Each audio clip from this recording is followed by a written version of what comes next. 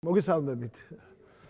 ძალიან საინტერესო და რთულ თემაზე გვიწევს საუბარი, იმიტომ რომ რეალურად ძალიან მტკივნეულია იმ გარკვეული ასაკის შემდეგ, როდესაც ადამიანი ასაკში შედის და გრძნობს, რომ რაღაცა მახსოვრობის პრობლემა აქვს, რაღაცები ავიწყდება, სახელები ავიწყდება, ფიქრებში აბურდულია, კონცენტრაცია შეიძლება ვერ ეწევოდეს ისე როგორც საჭიროა და როგორც მას ახსოვს რომ შეეძლო. და ხნარ აქვს ყოველ შემთხვევაში ასე ამას დაუბერდი ხომ ეპატიება და ასე შემდეგ, მაგრამ არაფერიც არ გვეპატიება მეგობრებო რა. ასაკში რომ შედიხარ, ცოტა სხვანაირად ხდება სიტუაცია, უბრალოდ უნდა დაფიქრდე რა გააკეთე ადრე, მანამდე.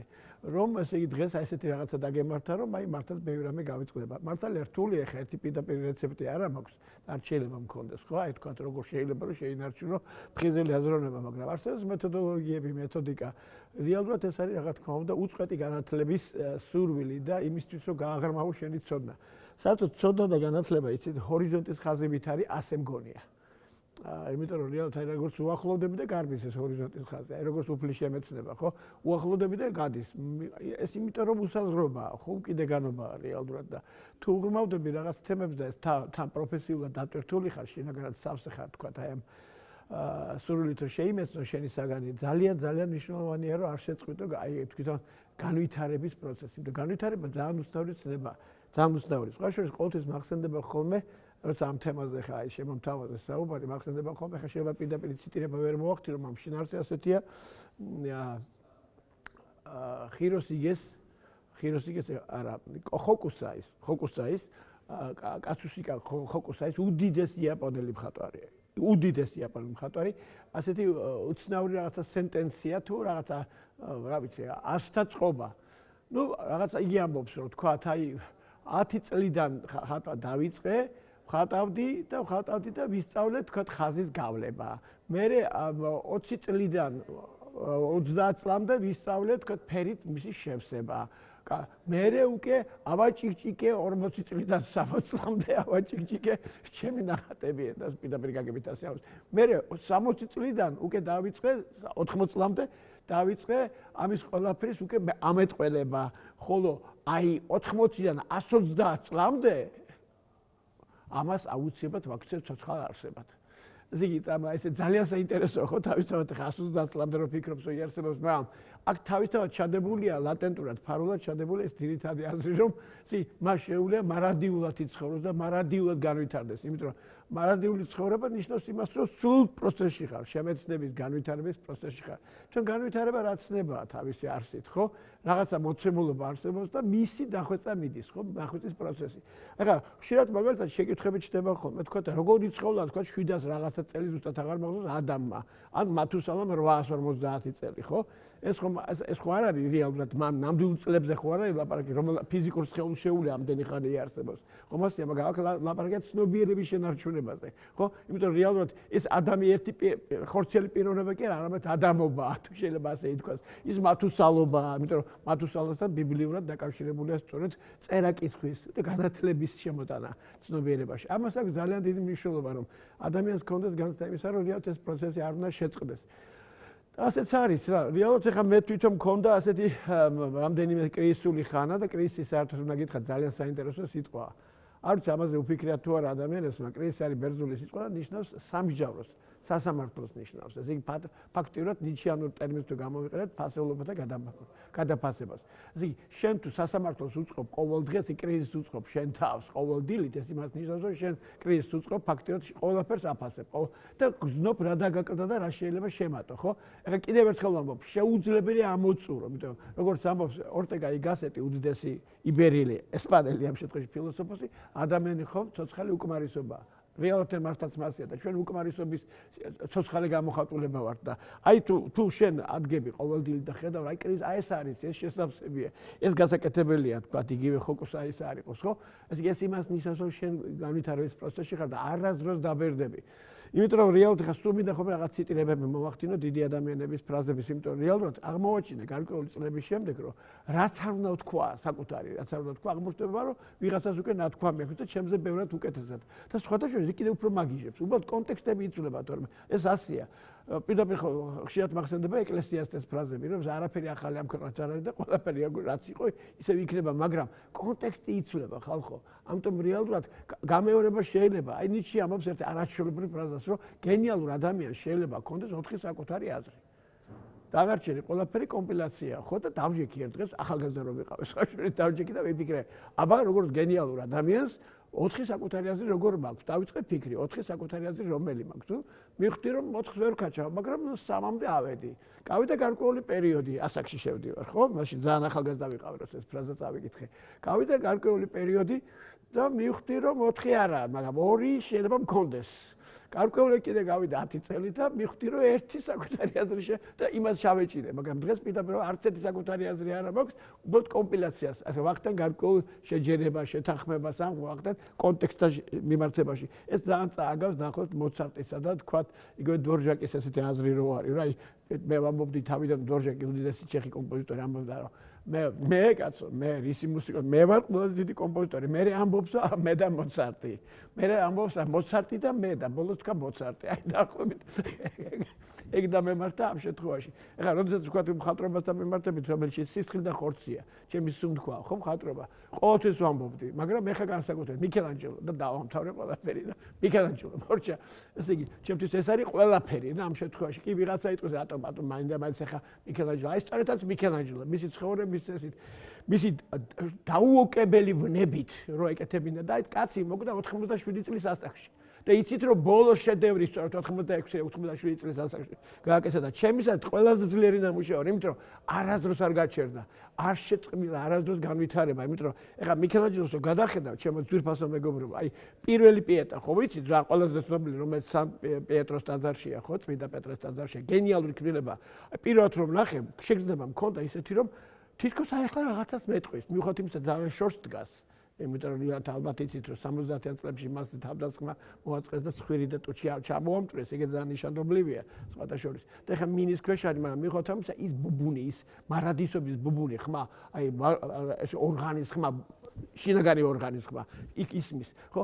და აი ეს პირველი, ხო, რომელიც აი სრულყოფილების გამოხატულებაა, თავისი კომპოზიციით. ვერც კი წარმოიდგინე, რომ ეს არის მკვდარი ქვისგან გაკეთებული, ხო? და მე ამას უყურებ შემდგომ, კიდევ აკეთებს პიეტებს, კაცო. კიდევ განსაკუთრებით როცა სიკვდილს მიუახლოვდა და თვალებში ჩახედა იმდროინდელი პოეზია რო ნახოთ, მისი ხო საოცარ სონეტებს წერდა სხვათა შორის. საოცარ სონეტებს წერდა. მე რაღაცები თარგმნე იქიდან ჩემთვის, ეხლა მე ლიტერატორი არა ვარ და ვერ გამოვიდებ თავს.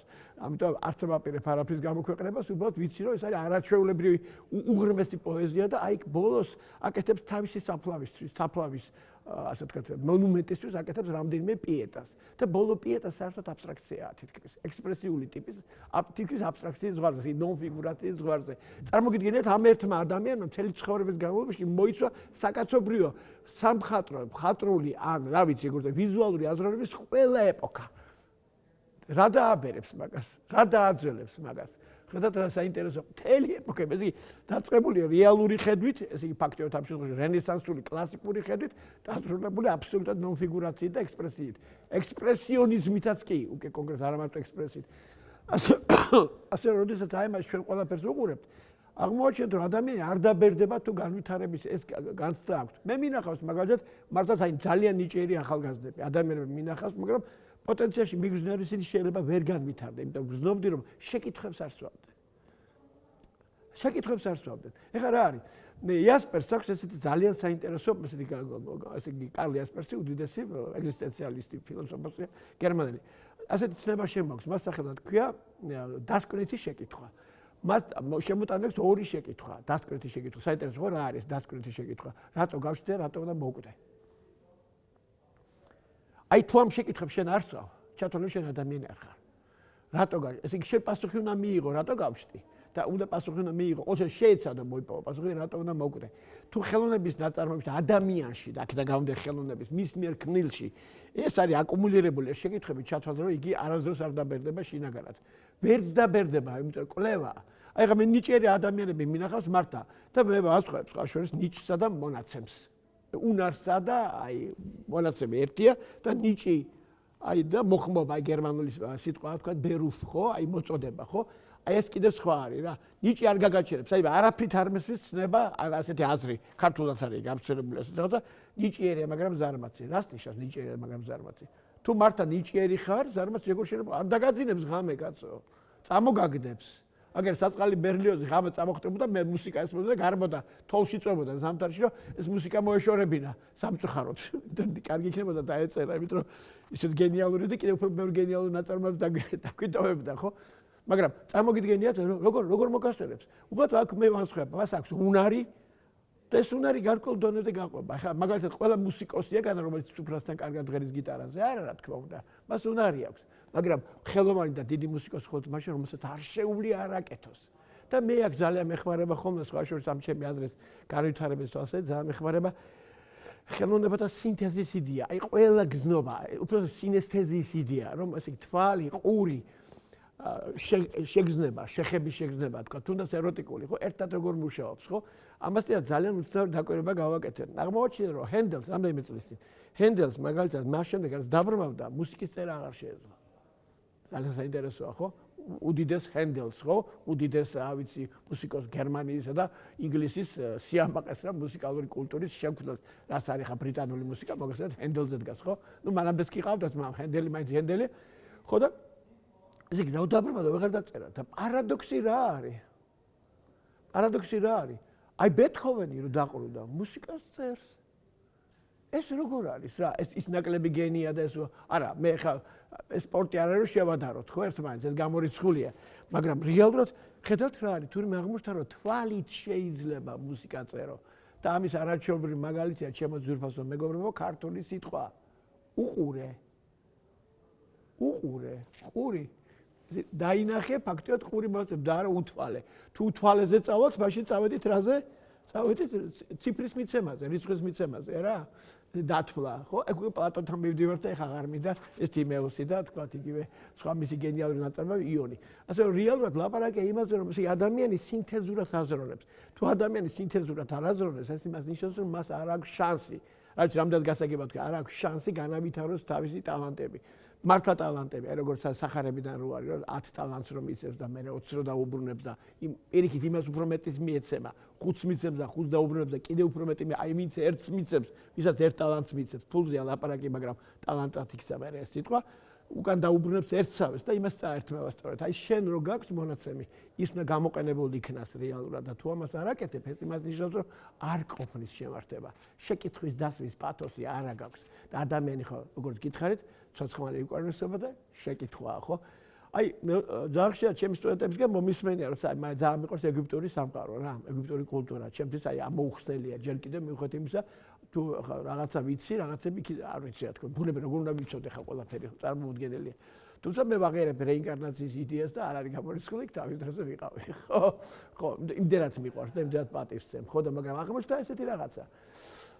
ჩემო სტუდენტმა მითხრა, კი, მაგრამ ამას ყველაფერს რო ყვებიო ამას, რომ რაღაცა ლაპარაკოს აღტაცებულიო და ამის არის რაღაცა ოფლიგდის სახიდან როცა ამაზე ლაპარაკობ, რა? ხო ეს ყველაფერი ტყილებიაო რა. ასესულელეებიაო რა. მოვთხარი ტყილებია? თუ ტყილებია და ვენაცვალე ასეთ ტყილებს, რომელიც ასეთ პირამიდებს მიკეთებს რა. ეს ხო ტყილი აღარ არის რა. ეს ხო ცოცხალია, ხო? ეს ხო ნაღდია, ხო? მე არ ვიცი როგორ რა არის მაშინ ტყილი. მე ერთი რამე ვიცი, თუ ეს ტყილია, მაშინ ვენაცვალე ასეთ ტყილს. იმიტომ რომ რეალურად ამ ტყილმა მოგცა კულტურის ყველაზე წარმოუდგენელ მაქსიმალური შედევრი. იმიტომ რეალურად, თქო ეგვიპტეზე დგას იგივე ძველი წარმოდგენები, ჩვენი წარმოდგენები, რომელსაც მშვენიერებაა დაკავშირებული. ძველი ბერძნული კულტურა, რომელზეც ჩვენ დგევართ, ხო? გინდა არ გინდა დგევართ, ან ვებრძვით, ან ვიმეორებთ, ხო? ან ვებრძვით ეს გიბე, ახლა მაგალითად პიკასო არის გენიალური მაგალითი. თანებრძვის შლის, აი თქვა ეგ კუბიზმი ამის შედეგია და ან კიდე ხდება ნეოკლასიცისტი, ან ბაძავს. ესე იგი, ახლა პიკასოსნაირი დიაპაზონის ხატვარი მე იშვიათად ვიცი. აი იგი მაგალითი, უწყვეტი განვითარების. ეგ არის პიკასო. მე მაქვს ესეთი მაგალითი არაჩვეულებრივად საინტერესო, უნიჭერესი ქართველი მხატვრის, რომელიც მაოგნებდა პირდაპირ, როცა მას უყურებდი, როცა ბავშვი იყო 10-12 წლამდე. ნუ მის გამოფენებზე დავდიოდი, მე ახლა გვარდასახელს არ ვიტყვი, მაგრამ დღეს იმის აჩრდილიც არ არის. იმიტომ არ მოხდა განვითარება, ხო? და რატო არ მოხდა? იმიტომ რომ შეკითხვები არ დაისვა. თვითკმარი აღმოჩნდა ის, რასაც იგი აკეთებდა, გესმით? იმიტომ რეალურად ხანდახან ცოტა პატარა ავანტიურაზე უნდა წახვიდე, შენ თავს მახე უნდა დაუგო. შეუქმნა პრობლემები, ხო? შეკითხვა გაამძაფრო. ასე პატარა თუ შეიძლება თუ ეხლა არ ჩამეთვება რაღაცა რაღაც გარკვეული მათ ფორმულა შემოგთავაზებთ, აი თუ გინდა რომ გონება არ ჩაქრეს რა. ხა მე ტექნიკაში და ტექნოლოგიებში ვარ ძალიან სუსტი. არაფერი არ გამოდის ამ მართულებით, იმდა არაფერი არ მესმის. აი ჩემთვის ახლა რასაც ახლა თქვენ მიგებთ ეს. სრულიად წარმოუდგენელია, როგორც არაფერი არ მესმის. ამასაც ერთ ინჟინერს ვეკითხებოდი, აი თვითმფრინავი როგორ მიფრინავს ზევით. ერთი სერია მაქვს თვითმფრინავებზე გაკეთებული და სხვა. იმიტომ რომ იმდენად რამდენად ჩემთვის აუხსნელია როგორ დაფრინავს ეს თვითმფრინავი, ხო? იმდენად უფრო მაინტერესებს იგი დავხატო, ხო? და მითხრა ერთმა ინჟინერმა, რომელიც აეროდინამიკაში ერკვევა, რომ სიმძიმით არის. აი ხა ვერაფრით ვერ ვხსნი. სიმძიმით რა შეიძლება ავიდეს სიმსუბუქეში. აი, ნუ სრულიად წარმოუდგენელია, მაგრამ ასეა, ხო? ჩემთვის და აი სწორედ აი ამ კუთხით უყურებ, აი რადგანაც ამოუხსნელია, მე იმის მაინტერესებს ამოხსნა, ხომ ასეა? ამიტომ მაგრამ ტექნოლოგიაში არ გამოდის მას, მაგრამ მეორე მომენტი აღმოჩნდა რომ რაც უფრო ძველია და რაც უფრო დაშორებულია ჩვენ მენტალურ წარმოდგენებს, უფრო თანამედროვე მეჭვენება. პარადოქსია, ხო? ამოსწავთ ჰოლიფერცის ვენუსის ქანდაკება ვნახე. ეს არის ჩვენს წელთაღრიცხვამდე 45000 წლის წინანდელი. გავიმეორებ 45000 წლის წინანდელი. გაიცნობიერეთ რა რაზე ლაპარაკი რა ამ პირამიდების სულ რაღაცა რამდენი 1000 წლის წინანდელი 5500 არა პირამიდები. და ეს 45 ხო? და აღმოჩნდა აი ზეთანამედროვეა. ეს იგი ფაქტობრივად თითქოს შეიკრა დრო. რაც უფრო ძველში ჩადიხარ, იკვლევ ამ ძველს, უფრო ახალი და ახალი ამოდის. ეს ფაქტობრივად დროს ფაქტობრივად კონტინუუმს უწყვეტობა ახასიათებს და თუ განვითარების ეს პროცესი შეიძლება ამ კუთხით დამინახოთ, ეს იმას შეიძლება დაინახო, რომ ესე იგი შენი ყოველდღიური განვითარება ნიშნავს დაუბრუნდე ფესვებს და ფესვებთან ერთად დაუბრუნდე შექმნა მომავალი რა. და ასე რომ რა ვიცი ხა მე აი ხა კოვიდის პერიოდში ჩავიკეტეთ სახლებში, ხო? ყველანი. ხა მე მქონდა საშუალება, ჩემი სპეციალობა ისეთია, რომ არ მჭირდება კოლექტიური საზოგადოებრივი ურთიერთობები და ასე ამ ხრი ბედნიერი ვარ, ყველა მხატვრები მინცვართ, ხო? ჩარჯდები და დახატავ რა შენთვის რაღაცა, ნუ შეიძლება ვერ გამოფინო, მაგრამ ხო? შენთვის იმუშავებ. და გადავწყვიტე რომ მოდი ეს ხატვა, რაღაცა მოდი ისეთი რაღაცა ვისწავლო, რომელსაც ახლა ვერ წარმოვიდგენდი რა. რა უნდა ვისწავლო? არა, ტექნიკაზე არ ვლაპარაკობ, ეს სრულად აუღებელი სიმაღლეა. მე როგორც აი რეინკარნაციის მაღიერებას ვამბობ, რომ შემდგომი ცხოვრებებისთვის გადავიტანე. ძველი ეგვიპტური სწავლა დავიწყე. ესე იგი, ნუ ჩემი ძალებით, რა თქმა უნდა. რო გითხრა შედეგებს მივახცევად კი არა, მაგრამ ვიგრძენი რომ პროცესში ვარ. და ძალიან საინტერესოა ეს პროცესი. ნუ ჯერ ერთი იეროგლიფები ვისწავლე და მე მათი ასონიშნებთან შესაბამისობა ეს მერე უკვე შემდგომ. ასე რომ ვერ გამოვთქვამ კარგად, თუმცა სიამაყით შემიძლია ვთქვა, რომ ჩვენ ისეთი ასონიშნები გვაქვს, რომლებიც მათ ჰქონდათ. და ამიტომაც ჰეროდოტესი იმიტომ ამბობს, რომ ქართველები ხშირადო ამბობდნენ და კოლხეთში განსაკუთრებით ამბობდნენ, რომ ჩვენ და ეგვიპტელები ერთი ხალხი ვართო. ჰეროდოტე ამბობს მას. ასე რეალ ჩვენ და ასე კოლხები, ესე ჩვენ კოლხები, ესე ამ შემთხვევაში და ეგვიპტელები ერთი ხალხი ვართ და მართლა აღწერს კოლხების შესახედაობას და აღწერს ეგვიპტელების შესახედაობას და გითხრათ ძალიან მსგავსია. და ერთ პატარა გადახვევას გავაკეთებ უბრალოდ დამარხვის წესი კოლხების, რომელიც ჰეროდოტეს აქვს მოთხრობილი, ალბათ დაგაინტერესებთ არა? ეს როგორ არის? ქალებს მარხავდნენ ჭაობში. კოლხეთი მოგეხსენება ჭაობი იყო და ეს იყო აუცილებელი სასუნთქიო ადგილი თუ შეიძლება ისე თქვას ამ სამყაროსთვის, ახლა სხვა თემა, ხოლო კაცს მარხავდნენ ხეზე. ახლა იტყვით ხეზე როგორ, ხო? ესე იგი კამეჩის ტყავში ახვევდნენ გვამს და კიდებდნენ. 4 წლის განმავლობაში ეს გვამი იყო ამ კამეჩის ტყავში. ჩამოკიდებული 4 წლის შემდეგ მე გამოხსნიდნენ და მე ისაც ძვლები იყო დარჩენილი, იმას ისევ აბრუნებდნენ ისევ იქ სადაც დამარხული ყავდათ ქალმატონი. არ გეგონოთ რომ ქალს პატის არცემდნენ კოლხები. როგორც მაგალითად ეგვიპტელები ქალს დიდ პატის მიაგებდნენ. 4 ფარაონი ქალი ყავდათ კაცო. წარმოგიდგენიათ? 4 ფარაონი ქალი ყავდათ. ხარჩებს უზერებლად თქვა, მეგონი საკმარისზე მეტია, ხო? ისი რატომ კეთდებოდა? ნახეთ რამოდენა რა სიღრმეა. ქალი ეკუთვნის წყლისა და მიწის სტიქიას. ამიტომ ის ბრუნდება იქ, ხოლო კაცი ეკუთვნის სინათლისა და ჰაერის სტიქიას, ცეცხლისა და სტიქიას. ამიტომ ის იქ არის. ამიტომ მაგას სამოლოჯებში ესენი შეერთდებიან. ისე დედის საშოში. ესე წარმოუდგენელი სიღრმეა რა, წარმოუდგენელია. ხა როგორ თანამედროვე ჟღერს შეხედეთ, ჩემთვის ეს არის თანამედროვე არტი. და აი ესეთი რაღაცები რომ მოდის ისტორიიდან, რომ ხედავ წარსულიდან აღმოჩნდა რომ პირდაპირ კავშირია. დღევანდელობასთან კი არა და ხვალინდელ დღესთანაც, ხო? უკვე ხედავ დღეს აი რაც ხდება, რა მძიმე სიტუაციები, ეს გასავლელი რო გვაქვს, დრამატული მდგომარეობა, ხო? რეალურად კნისული ხარა, თავის დროს აი ნიშნებმა დასვა ეგ საკითხი, ხო? ფასეულობა და გადაფასება უკვე მეორედ ვახსენებ, ხო? სწორედ მაგას გულისხმობდა, რაღაც შეხედულებები, რომელიც უნდა გამოცვალო, იმიტომ კი არა რომ შენ მე ნიჩიანელი არა ვარ ხასუსო. მიდაპირო არა ვარ ნიშნელი, მიუხედავად იმისა, რომ უდიდესი პატივისცემელია, რა უდიდესი ფილოსოფოსის, მაგრამ გეუნება რომ ესე იგი თუ შენ არ გადააფასე დღევანდელი კრიტიკული ტვინით, ხო? შენ კრიტიკული აზროვნები, შენ ვერ განვითარდები, ვერ შეძლებ პროცესში ჩართვას. ამის არაჩვეულებრივი მაგალითია სწორედ აი ეს დღევანდელობა რაც არის. რა ხდება, ხო? ძალიან რთულია ხოლმე განასხვაო კეთილი და ბოროტი, როცა ჭრელია სიტუაცია, მაგრამ დღეს მე მგონი სოფსულიაში და სამყაროში ეს მომენტი მეტნაკლებად დაალაგდა, უკვე გამოიკვეთა ბნელი და ნათელი. სპეციალურად შავი და თეთრი, იმიტომ რომ ჩემთვის შავი და თეთრი არ არის მხოლოდ შავი და თეთრი. როგორც ამას არისტოტელე ამბობს, მანამდე კიდე დემოკრიტე, ეს შავი არის აბსოლუტური უსინათლობა, ხოლო თეთრი არის აბსოლუტური სინათლე. ლეონარდოს იგივეს ამბობს არისტოტელეს გავლენით, მაგრამ ეს იმედად საინტერესოა, ეს არის ბნელი და ნათელის იდეა და ჩვენი მახსოვრობის შენარჩუნებით, ჩვენ არა მარტო ჩვენ მეს გადავარჩენთ, ჩვენ ცნობიერებას გადავარჩენთ, არამედ გადავარჩენთ მომავალსაც რეალურად და გვექნება საშუალება ადამის არ იყოს და მათუსალას არ იყოს 700 და 800 წელი შინაგანად მაინც ვიცხოვროთ.